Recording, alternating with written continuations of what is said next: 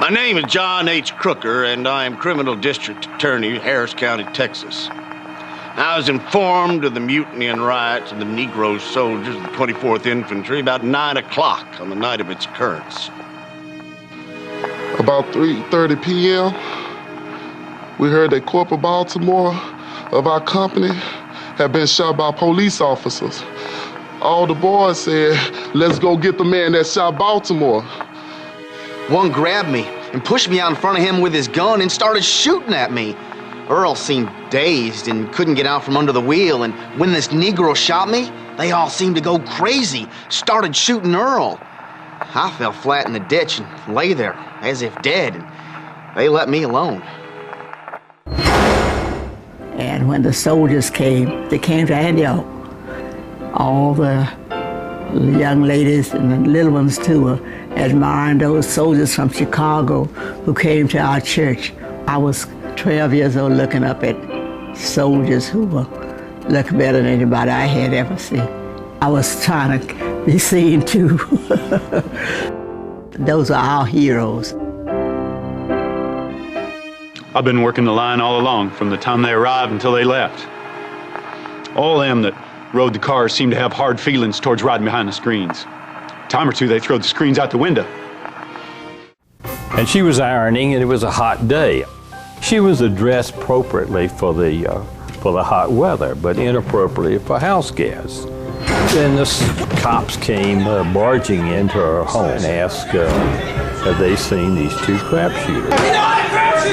And she resented the fact that they had invaded her private home. Get out! This is my house! You ain't got no right to be here! And obviously an altercation developed between Mrs. Travers and the two policemen, and they arrested her and carried her to a police box where they would call in and get the wagon to come and pick them up and take them to the jail.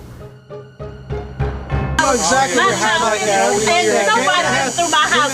Now, it happened that a black soldier witnessed the screaming of Mrs. Travers, who resented being hauled into the jail, and he tried to come to her assistance.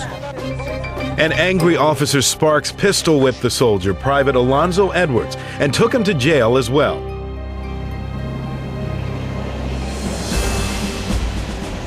When word reached camp, the provost guard on duty, Corporal Charles Baltimore, left for town to track down Officer Sparks. And Baltimore was a model soldier, what even whites would call a good soldier, loyal, respected by both his officers who were white as well as the enlisted men themselves. And he came to inquire about the events that had taken place. And Sparks resented that. Again, tried to pistol whip Baltimore, who fled from the scene and hid under the bed of a local house. And police officers then finally tracked him down, beat him up, and took him to the police station. And almost immediately, rumors began to spread through the camp that Corporal Baltimore had been killed. At camp, rumors persisted, even one that an angry white mob was on the way. Some soldiers became angrier, more agitated. Witnesses would later report that soldiers began stealing and hiding ammunition and circulating plans for retaliation against the white policemen that night.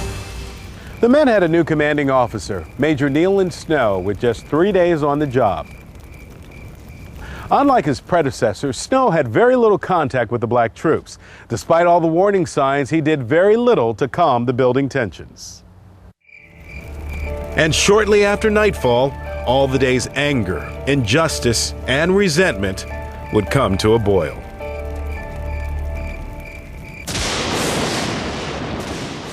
It led to a different type of war on the streets of this segregated city. A white officer brought Corporal Baltimore back to camp, hoping the news he was alive would calm the angry troops.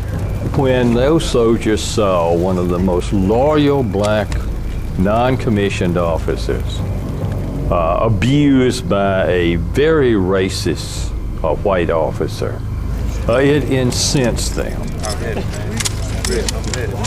Believing things were calming down, Snow and the other white officers still planned to spend a relaxing evening in town. Major. Yes. Sir, may I have a word with you? In a moment. But the troops were still upset. And around 8 p.m., Sergeant Vida Henry approached Snow to tell him. What is it? I think we're gonna have trouble tonight. What kind of trouble, Sergeant? Major trouble. Soon after, Snow ordered all the men to assemble and turn in their rifles, but only a few did. With Sergeant Henry still at his side, Snow encountered a group of armed soldiers. What's going on this evening? Advising a plan, sir. What kind of plan is that? Can't tell you, sir. The mutiny had begun. Soldiers rushed the supply tents, overpowering the guards and taking guns and ammunition. They began to fire at random into the darkness.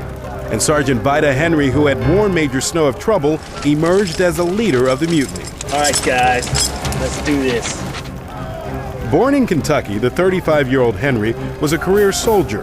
In 13 years of dedicated service, Henry had acquired the respect of his own men and white officers alike. 30 minutes later, Henry led most of his company, our company, out of the bivouac at a little after 8.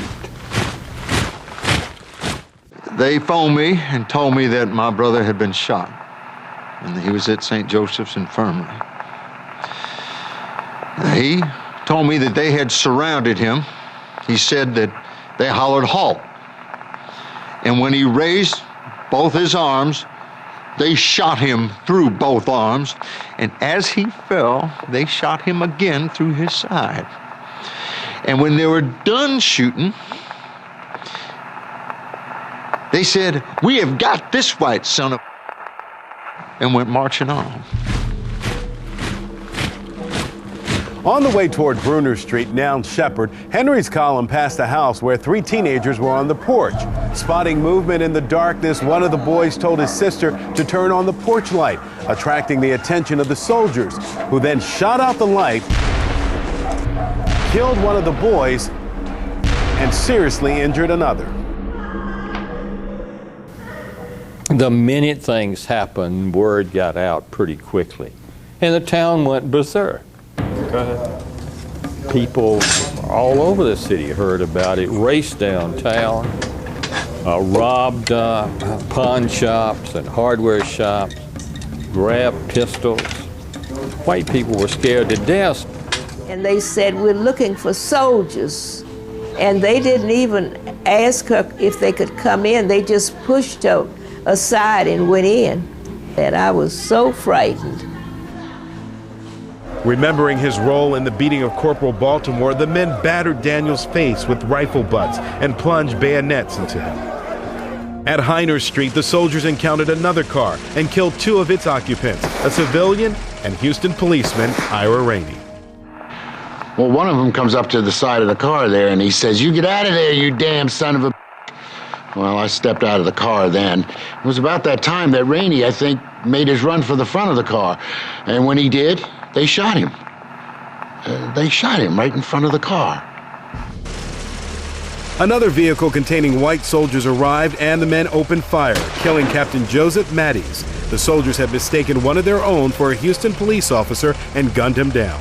I can't go no longer, man. Vida Henry and the men stopped to rest under a large tree near the railroad tracks, where they argued for almost 2 hours over what they would do next. Is that all you're concerned about? That's all I'm concerned about. Around 2 a.m., the men split up. Corporal Baltimore led a large group that wanted to abandon the raid and headed toward camp. Sergeant Henry, who had been injured in the fighting, refused to join them and asked 3 or 4 of the men to shoot him. They refused. And Henry was disappointed when even some of his strongest supporters joined those who wanted to go back to the camp.